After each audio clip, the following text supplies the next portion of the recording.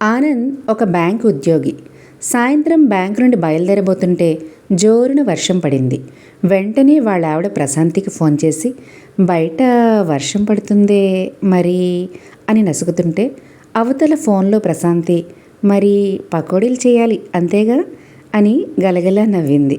నేను ఏది పూర్తిగా చెప్పకముందే అర్థం చేసుకుంటావు. సరే, అరగంటలో వచ్చేస్తా అంటూ ఫోన్ పెట్టేశాడు ఆనంద్. మీరే నన్ను ఏ రోజు అర్థం చేసుకోలేదు అనుకుంటూ పకోడీల పనిలో పడింది ప్రశాంతి. ఆనంద్ ఇంటికి వచ్చి లుంగీ కట్టుకుని చైర్లో కులాసాగా కూర్చుని వేడివేడి పకోడీలు తింటూ ఏమి హాయిలే అలా అని పాడుకుంటూ మధ్య మధ్యలో విజిల్స్ వేస్తూ ఉండగా ప్రశాంతి వచ్చి భర్త ఎదురుగా గోడ కానుకుని నిలబడి, ఎవండి వాము తెమ్మన్నాను తెచ్చారా? కడుపులో ఒకటే ఉబ్బరం మొహం నీరసంగా పెట్టి అంది ప్రశాంతి. అయ్యో ప్రసూ, ఆ విషయం మర్చిపోయాను అన్నాడు తల కొట్టుకుని. ఆనంద్ అలా అనగానే కళ్ళ నుండి బొటబొట కన్నీళ్లు కార్చుకుంటూ పడక గదిలోకి పరుగు తీసింది ప్రశాంతి. అదేంటి, నేనిప్పుడు ఏమన్నానని అలా ఏడుస్తూ వెళ్ళిపోయింది? మర్చిపోయాను అన్నాను అంతేగా, పోనీ రేపు తెస్తాను కదా, దానికి ఏడవాలా అనుకుంటూనే పకోడీలు తిన్నాడు ఆనంద్. మర్నాడు గుడికి వెళ్దాం, తొందరగా రండి అని భర్తకు ఫోన్ చేసి చెప్పి రెడీ అయ్యి అతని కోసం ఎదురుచూడసాగింది ప్రశాంతి. అనుకున్న టైంకి రాలేకపోయాడు ఆనంద్. ఇంటికి వచ్చాక, సారీ ప్రసూ, దారిలో మా ఫ్రెండ్ కనపడేసరికి మాట్లాడుతూ ఉండిపోయాను, రేపు ఎర్లీగా వెళ్దాం ప్లీజ్ అన్నాడు ఆనంద్ షూ విప్పుతూ. అంతే, ఏడ్చుకుంటూ అక్కడి నుంచి వెళ్ళిపోయింది ప్రశాంతి. ఇలా 4-5 సార్లు జరిగేసరికి ఆనంద్కి ప్రశాంతితో ఏం మాట్లాడాలన్నా భయం వేసింది. ఇంటిలో జరిగిన సంఘటనలన్నీ పూసగుచ్చినట్లు తన క్లోజ్ ఫ్రెండ్ అయిన శారదకు చెప్పాడు. శారద సీరియస్గా మొహం పెట్టి, మీ ఆవిడ మానసికంగా చాలా వీక్గా ఉంది, ఇది అంత తేలిగ్గా తీసుకోవాల్సిన విషయం కాదు, వెంటనే సైక్రియాటిస్ట్ని కలిస్తే మంచిది అంది. ఆ మాటకి ఆనంద్కి గుండె జారినంత పనైంది. అంటే పిచ్చంటావా అని గట్టిగా అని వెంటనే ఎవరైనా వినుంటారా అని అనుమానంగా చుట్టూ చూసి, పిచ్చి కాదు కదా అని నెమ్మదిగా లోగొంతులో అన్నాడు. చెప్పలేం, ముందు డాక్టర్ని కన్సల్ట్ అవ్వు, ఆలస్యం చేయకు అని చెప్పి తన సీటు దగ్గరికి వెళ్ళిపోయింది శారద. తర్వాత రోజు భార్యను తీసుకుని సైక్రియాటిక్ డాక్టర్ మానస్ క్లినిక్కి వెళ్ళాడు ఆనంద్. డాక్టర్ రూమ్లోంచి నర్స్ బయటకు వచ్చి ప్రశాంతి అని పిలిచేసరికి డాక్టర్ రూమ్లోకి వెళ్ళింది ప్రశాంతి. ఓ అరగంట తర్వాత వెళ్లే ముందు ఎలా ఉందో తిరిగి వచ్చేటప్పుడు అలాగే ఉన్న భార్యను చూసి, డాక్టర్ క్లాస్ పీకలేదా దీనికి, దీని మొహంలో ఎటువంటి మార్పు లేదు అనుకుంటూ భార్యనే చూస్తూ ఉన్నాడు ఆనంద్. ఈలోగా డాక్టర్ గారు మిమ్మల్ని రమ్మంటున్నారు అని నర్స్ అనగానే ఫీజు గురించి అడగటానికో, భార్యని ఎలా చూసుకోవాలో, మందులు ఎలా వాడాలో చెప్పటానికో అయి ఉంటుందిలే అనుకుని చైర్లో నుంచి పైకి లేచి జేబులో డబ్బులు తడుముకుంటూ, 5,000 ఉన్నాయి సరిపోతాయిలే అనుకుంటూ ధీమాగా డాక్టర్ రూమ్లోకి వెళ్ళాడు ఆనంద్.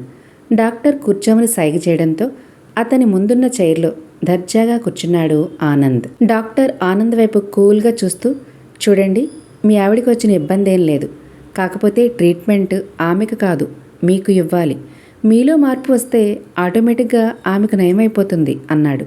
అదేంటి డాక్టర్, పిచ్చి నాకా మావిడికా అడిగాడు ఆనంద్ కాస్త కోపంగా. అదే తేలుద్దాం, ముందు మీరు కూల్ అవ్వండి. నేను కొన్ని ప్రశ్నలు అడుగుతాను, మీరు ముందుగా సమాధానం చెప్పి మీ కాళ్ల దగ్గర ఉన్న బిందెలోంచి ఈ గ్లాస్తో నీళ్లు తీసుకొని మీ ముందు ఉన్న కూజాలో వెయ్యాలి అని డాక్టర్ అంటుండగా టేబుల్పై తన ముందు ఉన్న 2 లీటర్ల నీళ్లు పట్టే కూజాని, దాని పక్కనే ఉన్న గ్లాసుని, తన కాళ్ల దగ్గర పెట్టి ఉన్న స్టీల్ బిందెలో నీళ్లని చూస్తూ, ఈ సెటప్ అంతా దేనికి అని క్వశ్చన్ మార్క్ మొహంతో డాక్టర్ వంక చూశాడు ఆనంద్. డాక్టర్ చిన్నగా నవ్వి, మీకే తెలుస్తుందిగా, మరి మొదలు పెడదామా? నా ప్రశ్నకి సమాధానం చెప్పాకే కూజాలో నీళ్లు పోయాలి, సరేనా? ఆర్ యూ రెడీ అన్నట్టుగా చెప్పాడు డాక్టర్. ఆనంద్ స్ట్రైట్గా కూర్చొని ఎగ్జామ్కి బాగా ప్రిపేర్ అయిన విద్యార్థిలా మొహం పెట్టి, ఓకే డాక్టర్ అన్నాడు ఎంతో ధీమాగా. మీ ఆవిడికి ఇష్టమైన పూలు అని డాక్టర్ అడిగిన మొదటి ప్రశ్నకు జాజిపూలు అనబోయి, అవి నాకు ఇష్టమైనవి, మరి దానికి ఇష్టమైన పూలేంటబ్బా అని ఆలోచనలో పడి కొన్ని సెకండ్ల తర్వాత సరే అవే చెప్పేద్దాం, డాక్టర్కి ఏమైనా తెలుసా ఏంటి అనుకుంటూ పక్కనున్న గ్లాస్ తీసుకుని నీళ్ల బిందులో ముంచి తీసి జాజిపూలు అని సమాధానం చెప్పి గ్లాసులోని నీళ్లు కూజాలో పోసేశాడు. నేను రైట్ చెప్పానో రాంగ్ చెప్పానో ఈ డాక్టర్కి ఏమైనా తెలుస్తుందా అని మనసులో నవ్వుకుంటూ ఉన్నాడు. తన ఎదురుగా ఉన్నది ఒక సైక్రియాటిస్ట్ అన్న విషయం మర్చిపోయి. డాక్టర్ ఆనంద్ వంక ఎగాదిగా చూసి, మీ శ్రీమతికి జాజులంటే పడవు, వాటి వాసనకి తనకి తుమ్ములు వస్తాయి, కానీ మీకోసం పెట్టుకోవడం అలవాటు చేసుకుంది. అందుకే ఆ పూలు పెట్టుకున్నప్పుడల్లా ముక్కుకి జండుబా రాసుకునేది. మీకు ఆ విషయం తెలియదు. ఆమెకి ఇష్టమైన పూలు అవి కాదు, అవేంటో ఇంటికి వెళ్ళాక మీరే కనుక్కోండి అన్నాడు డాక్టర్. నెక్స్ట్ క్వశ్చన్లోకి వెళ్దామా అడిగాడు డాక్టర్. ఏమడుగుతాడో అని లోపల తిట్టుకుంటూనే సరే డాక్టర్ అన్నాడు అడ్డదిడ్డంగా తల ఊపి. మీ ఆవిడతో ఒక అబ్బాయి షాపింగ్ మాల్లో బ్యాడ్గా బిహేవ్ చేస్తాడు. ఆ విషయం ఇంటికి వచ్చాక మీకు చెప్పారు ఆవిడ. అప్పుడు ఆమెతో మీరు ఏమన్నారు అన్న డాక్టర్ ప్రశ్నకి ఆనంద్ అది అది అంటూ ఏదో చెప్పబోతుంటే డాక్టర్ చెయ్యి అడ్డుపెట్టి, మీరు పూర్తిగా నిజాలే చెప్పాలి, ఎందుకంటే ఆ నిజం నాకు తెలుసు కాబట్టి అని డాక్టర్ సీరియస్గా అనేసరికి ఆనంద్ మొహం నల్లగా మారిపోయింది. ఆనంద్ తలదించుకుని గ్లాస్తో నీళ్లు తీసుకుని కూజాలో పోయటానికి సిద్ధంగా పెట్టుకున్నాడు. డాక్టర్ వైపు చూడటానికి మొహం చెల్లక పక్కకి చూస్తూ, తనతో అలా ఒక అతను బ్యాడ్గా బిహేవ్ చేశాడని చెప్పగానే నాకు వాడి మీద కోపం వచ్చింది. కానీ నేను వెళ్ళి వాడిని ఏమీ చేయలేను కదా, అందుకే వాడి మీద కోపంతో మా ఆవిడిని అరిచాను. అసలు షాపింగ్కి నిన్ను ఎవరు వెళ్ళమన్నారు? ఎందుకు అస్తమాన తెగ వెళ్ళిపోతూ ఉంటావు? అలాంటి రోగ్స్కి ఛాన్స్ ఇవ్వకుండా మనమే జాగ్రత్తగా ఉండాలి అన్నాను అని నసుగుతూ చెప్పి గ్లాసులో నీళ్లు కూజాలో గబగబా పోసేశాడు. డాక్టర్ వెటకారంగా నవ్వి దాంతోపాటు ఇంకో మాట అన్నారు. షాప్కి మీ అక్క రాలేదా అని కూడా అన్నారు. ఆ విషయం మీకు గుర్తులేదా? దాని అర్థం మీ అక్క పక్కన ఉంటే వాడు అలా బిహేవ్ చేసేవాడు కాదు అని, నీకన్నా మీ అక్క అందంగా ఉంటుందని చెప్పడమే కదా. అది ఆమెను అవమానించినట్టు కాదా? అవునా కాదా అడిగాడు డాక్టర్ కాస్త గట్టిగా. ఆనంద్ బెదురుతూ అన్నాను అని చెప్పి మరుక్షణంలో అయితే అన్నట్టుగా మొహం పెట్టాడు. డాక్టర్ ఆనంద్ వైపు కళ్ళు పెద్దవి చేసి చూస్తూ ఆ విషయం గురించి తర్వాత చెప్తాను అని తల ఊపుతూ నెక్స్ట్ క్వశ్చన్కి వెళ్దామా అడిగాడు. సరే అన్నట్టుగా తల ఊపాడు ఆనంద్. మీ పక్కింటి ఆమెకి మీ శ్రీమతికి ఓసారి చిన్న గొడవ జరిగింది, గుర్తుందా?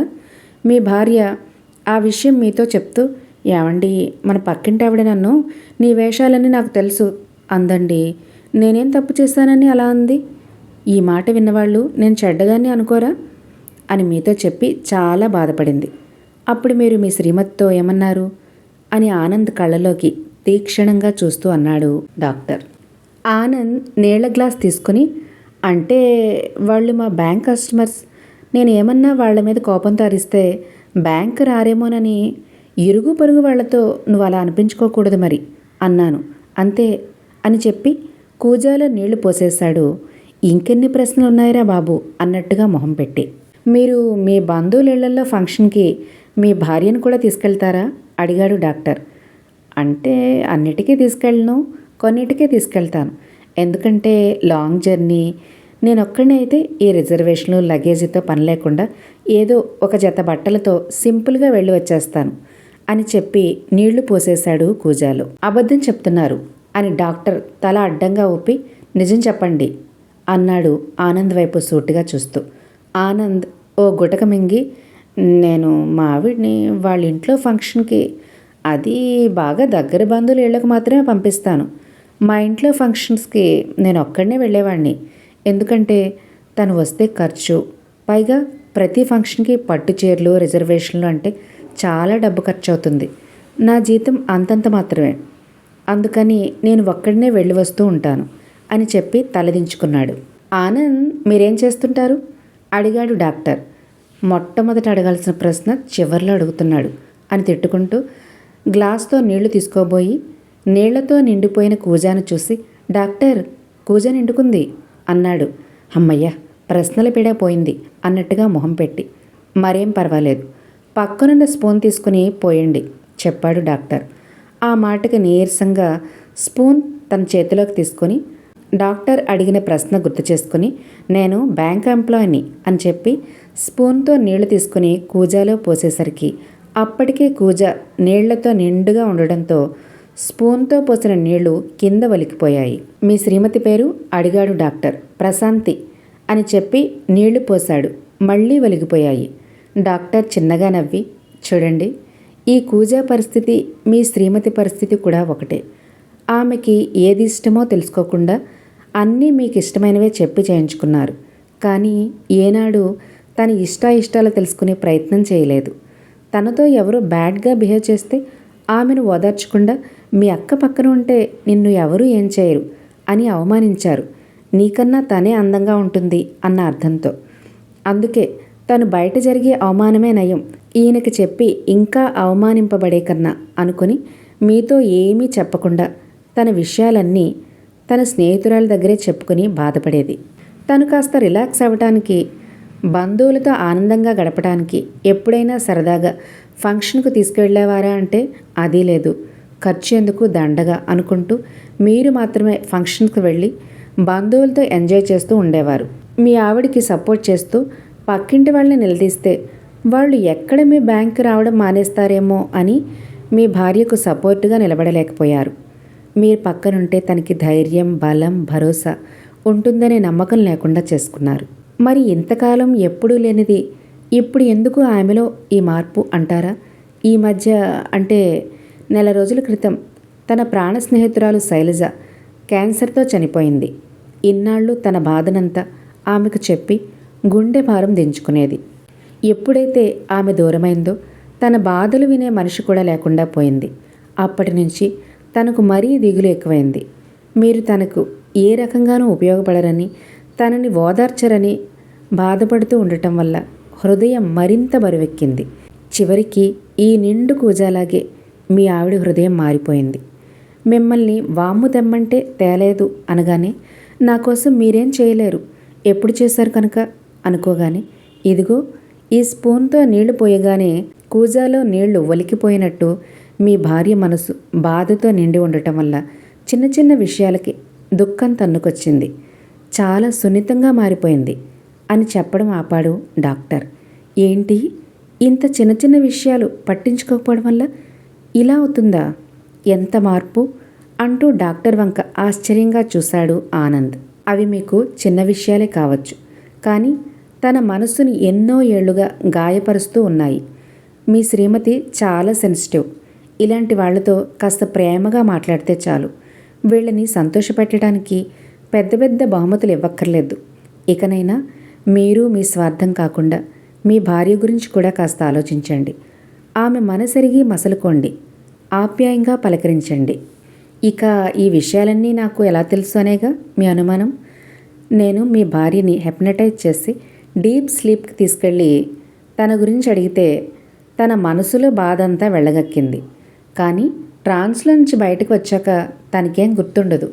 మీకు ఈ విషయాలన్నీ నేను చెప్పానని మీ భార్య అనుకునే ఛాన్స్ లేదు. సో మీరు దీన్ని అవమానంగా ఫీల్ అవ్వాల్సిన పని లేదు. ఆమెకి నయం కావాలంటే ట్యాబ్లెట్స్ మీరే ఇవ్వాలి. అది మీ ప్రేమే, అంతకు మించిన మందు లేదు. ఇక అంతా మీ చేతిలోనే ఉంది అన్నట్టుగా చెప్పాడు డాక్టర్. డాక్టర్ చెప్పేదంతా వింటున్న ఆనంద్ కళ్ళ నుండి కొన్ని కన్నీటి బొట్లు నేల రాలాయి. అతనికి తెలియకుండానే, నాకు తెలియకుండానే నేను ప్రసు మనసు ఇంత గాయపరిచానా? తనకి తిండి, బట్ట అన్నీ ఇస్తున్నాను, ఇంకేం కావాలి అనుకున్నాను. కానీ తన మనసులో ఏముందో, నా గురించి ఏమనుకుంటుందో తెలుసుకోలేకపోయాను. నాలోనే తనకి ఇవ్వకుండా దాచేసుకున్న ప్రేమ, అర్థం చేసుకునే మనసు అనే మాత్రలను తనకు ఇచ్చి మళ్ళీ తనని మామూలు మనిషిని చేసుకుంటాను. ముందు తను కోరుకునే మనిషిలాగా నేను మారుతాను అనుకుంటూ డాక్టర్కి థ్యాంక్స్ చెప్పి బయటకు వచ్చేశాడు ఆనంద్. ఆనంద్ బ్యాంక్ లంచ్ అవర్లో తన అత్తగారికి ఫోన్ చేసి, అత్తయ్య వచ్చే ఆదివారం మీ అమ్మాయి పుట్టినరోజు కదా, తన ఇష్టాలేంటో మీకే బాగా తెలుసు. అవేంటో చెప్తే దానికి తగ్గట్టుగా గిఫ్ట్ ఇవ్వాలనుకుంటున్నాను. మీ అమ్మాయిని అడిగితే మీ ఇష్టమే నా ఇష్టం అంటుంది. అందుకే మీరు కాస్త చెప్తారా అని అడిగాడు ఏమాత్రం సిగ్గుపడకుండా. అల్లుడు అలా అడిగేసరికి అత్తగారు ఆశ్చర్యపోయి తన కూతురికి ఇష్టమైనవన్నీ చెప్పింది చాలా ఆనందంగా.